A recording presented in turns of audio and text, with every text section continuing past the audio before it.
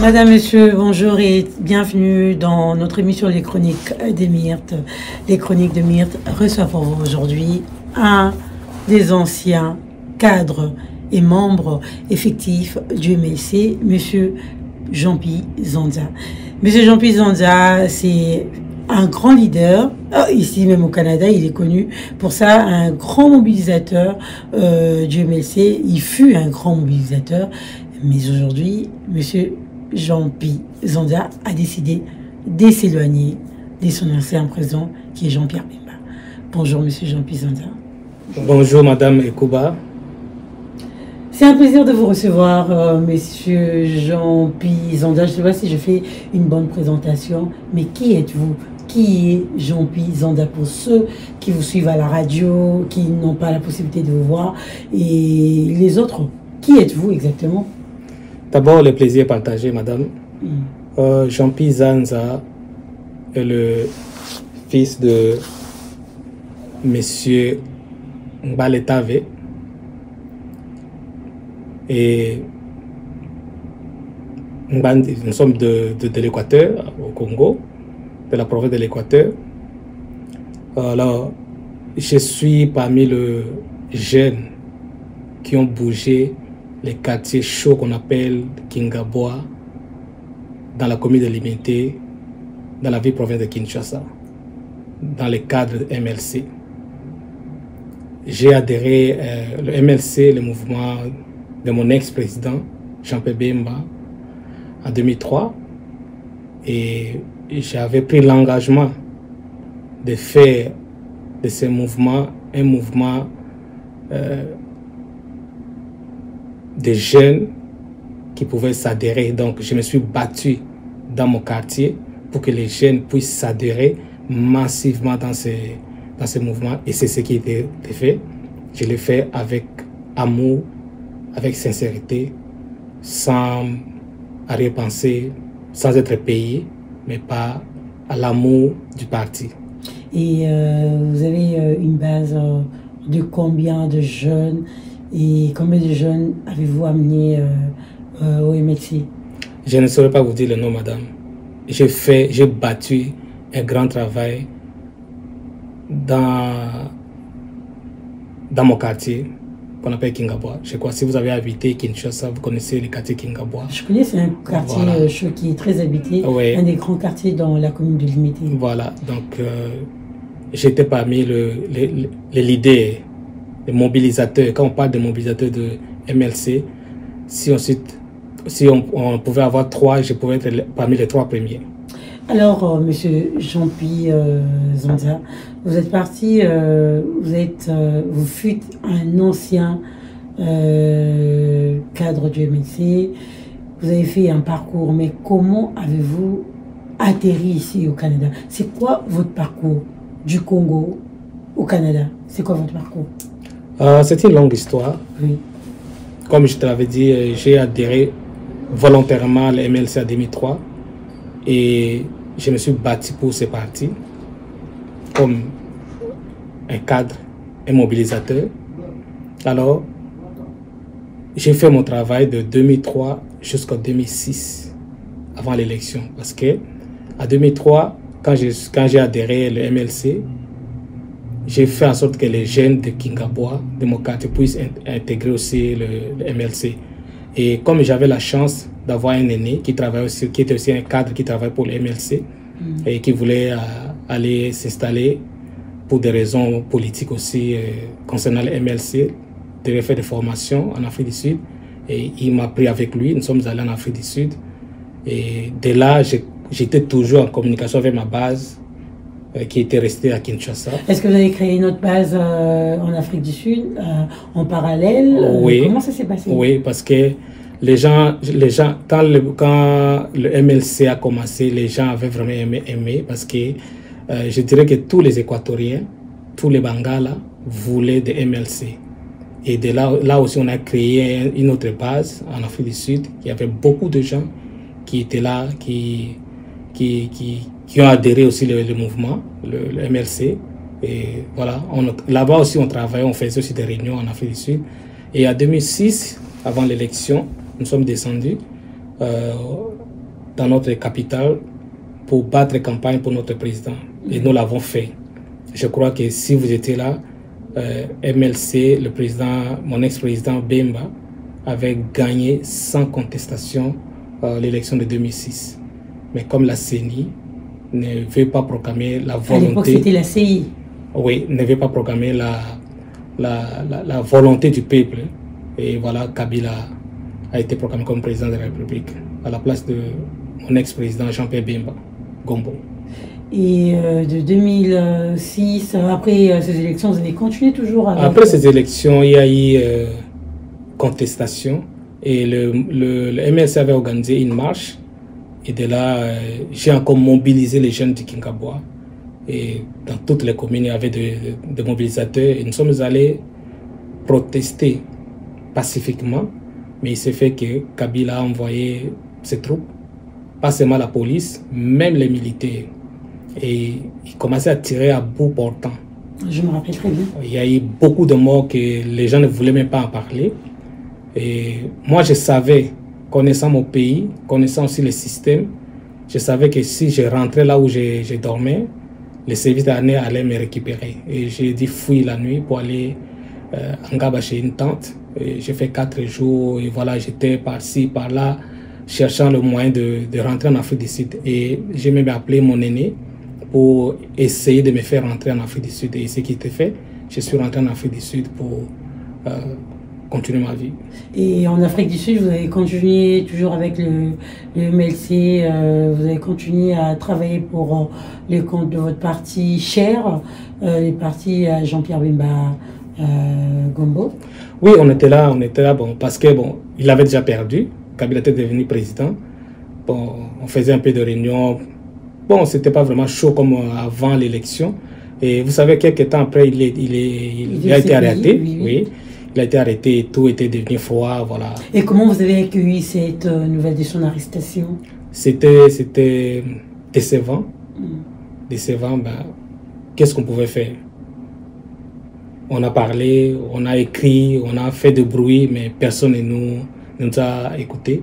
Mais Dieu merci, après 10 ans qu'il est sorti, et voilà. Voilà. En 2017, Jean-Pierre Bemba sort du CPI, tente de poser sa candidature, qui est même écartée par la CENI. Avant les élections de 2018, Jean-Pierre Bemba s'est rallié à Martin Fayoulou et aux autres qui étaient candidats pour l'élection présidentielle. Et finalement, il décide que Martin Fayoulou soit les candidats de la Réunion. Comment vous, en tant que membre du MLC à l'époque, vous avez accueilli cette nouvelle? Oui, bon, je ne pouvais pas boycotter parce que bon, la candidature de mon président était déjà, de mon ex-président était déjà boycottée, invalidée. Et comme ils se sont entendus, Martin Fayoulou, c'est un grand leader aussi au Congo. Je le respecte. C'est parmi les opposants constants dans notre pays. Il est toujours dans sa position. Et voilà, on a tous soutenu sa candidature, mais vous avez vu ce qui s'est passé en 2018. Tous les peuples congolais ont choisi Martin Fayoulou, mais la CENI a encore fait la même bêtise pour aller encore, quand Kabila a dealé avec Tshisekedi, et voilà, ils ont pris le pouvoir de Martin Fayoulou, ils ont remis à Tshisekedi. Et voilà, on constate, juste après ces élections, il y a eu des séries de concertations. Et c'est de là que votre parti, votre ancien parti, prend appui pour le président Félix-Antoine Tshisekedi, en participant à la création de l'Union Sacrée. Et en 2021, on voit tous que Jean-Pierre Bemba, ses membres deviennent... adhèrent ouvertement à l'Union Sacrée. Et lors du premier gouvernement de Sami Kondé de Sami, je dirais, on voit que les leaders de ces partis comme Madame Eve Bazaïba prennent le relais, entrent vivement en politique, ou encore s'assoient, se mettent sur la même table que Félix-Antoine Tshisekedi. Et comment ça s'est passé chez vous? Oui, c'est le début de la déception que j'ai eue parce que ils ont créé le rassemblement qu'on appelle l'Union Sacrée. Oui. Si l'Union Sacrée a tenu, c'est à cause de mon ex-président et le président Moïse Katumbi. Ensemble. Ils ont donné des béquilles au monsieur Tshisekedi pour se relever. Et à ma grande surprise, je vois maman Eve qui s'était opposée quand on a proclamé Tshilombo président de la République. Il y a des vidéos. Oui, Elle a parlé. Elle a dit que Tshisekedi n'avait pas reçu, n'avait pas gagné les élections. Mais à ma grande surprise, elle accepte d'être ministre dans ce gouvernement. Et voilà, c'était le début de ma déception. Début de votre déception, oui, monsieur Nzanza, mais il y a une lettre ouverte qui circule dans les réseaux, c'est l'une des raisons pour laquelle nous vous contactons aujourd'hui. Mais sur cette lettre qui date de 2023, vous reprochez certains faits à votre ancien président du parti MLC. Qu'est-ce que vous reprochez au président Jean-Pierre Bemba Gombo, qui est d'ailleurs ministre de la Défense nationale?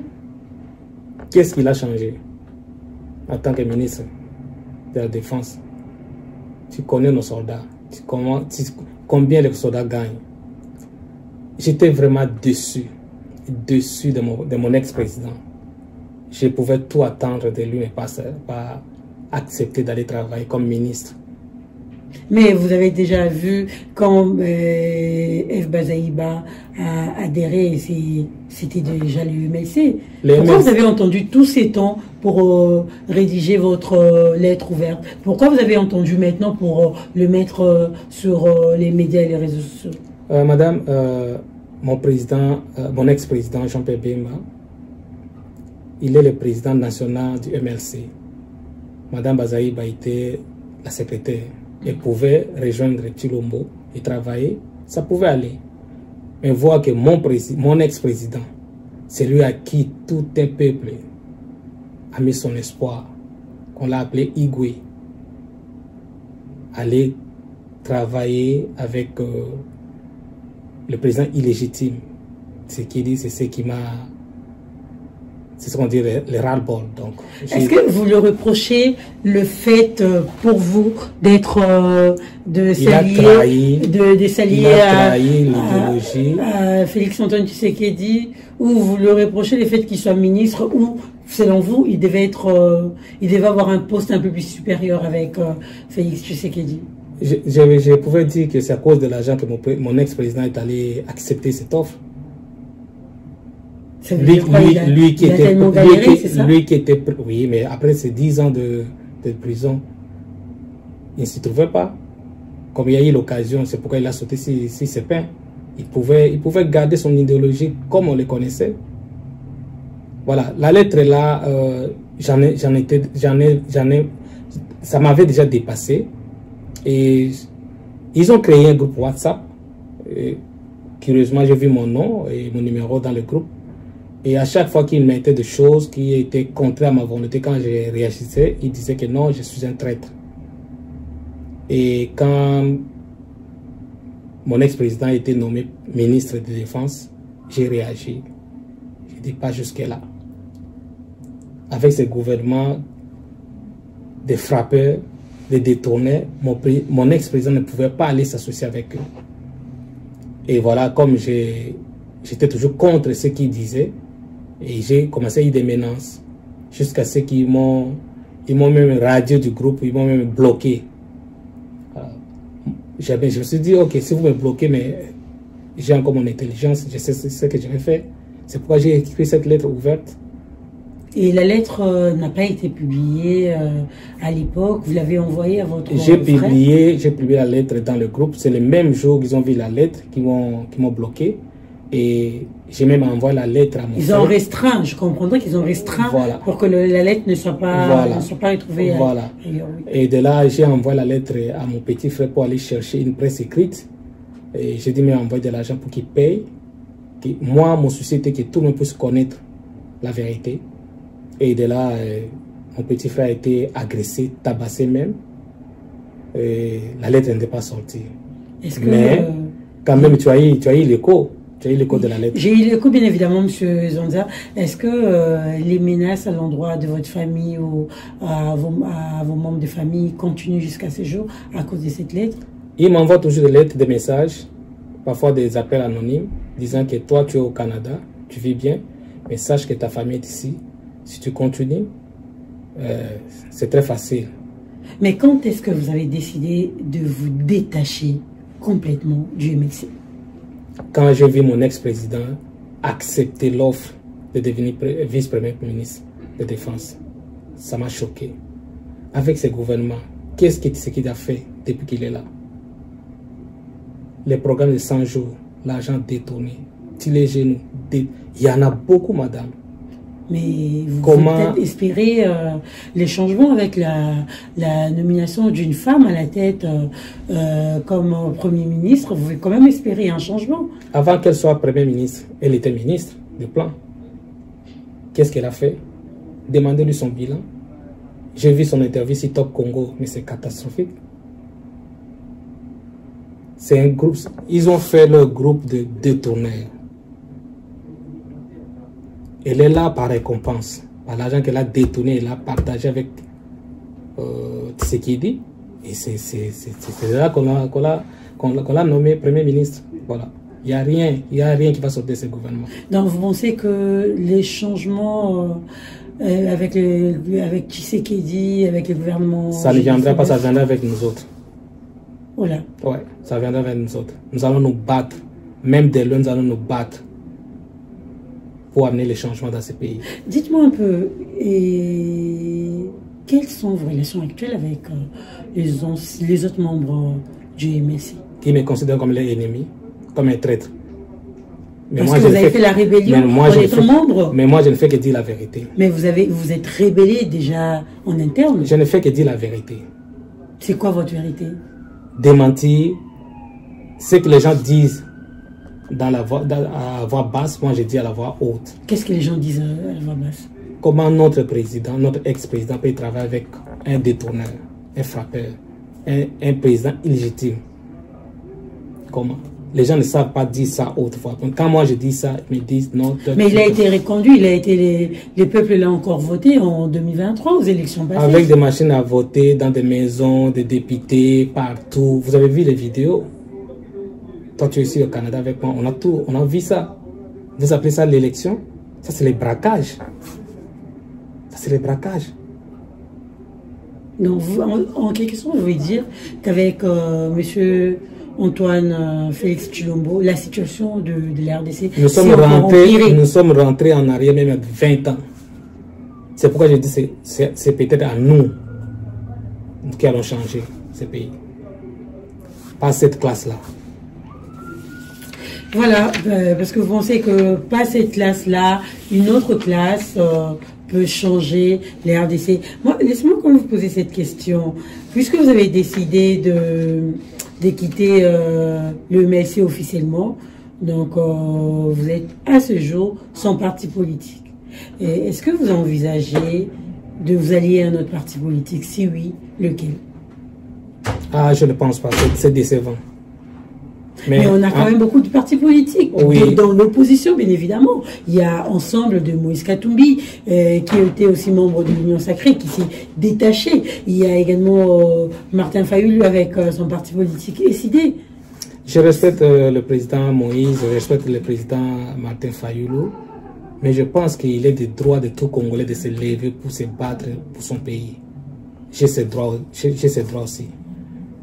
Je pense un jour à créer mon propre parti politique et défendre la cause de mon peuple. Et vous pensez que vous retournez en RDC si aujourd'hui vous donnez la possibilité ou le moyen ou vous invitez soit à travailler également avec le président Tshisekedi ou encore si il y avait changement, puisque votre problème c'est les changements. S'il y avait changement, est-ce que aujourd'hui vous serez prêt à retourner en République démocratique du Congo?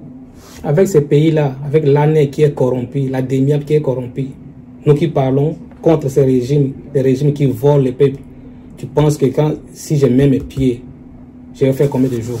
Où est Cherubin Okindi? Où est Delphin Kaïmbi? Ils sont nombreux. Il y a combien de gens? Ce qu'il nous a promis, en devenant président, il va fermer tous les cachots de l'année. Mais tous ces cachots fonctionnent jusqu'à aujourd'hui. De loin, nous allons nous battre. Nous avons une base sûre. Nous allons continuer à nous battre jusqu'à ce que les changements arrivent dans ce pays-là. En mettant nos pieds, c'est la mort. Mais de loin, nous allons toujours parler. Nous allons toujours nous battre, mobiliser les jeunes, de ne pas suivre cette classe pourrie de gens qui ne savent que voler le peuple, non? Et quelles sont vos perspectives d'avenir?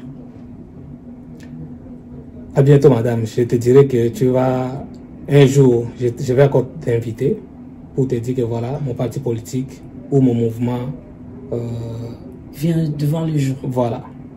Mais vous espérez quand même un Congo nouveau dans les jours à venir? C'est ça notre souhait. Et ça va arriver. Pour bientôt. Merci beaucoup, monsieur Zonza, Jean-Pierre, d'avoir répondu à notre invitation. Merci beaucoup, madame.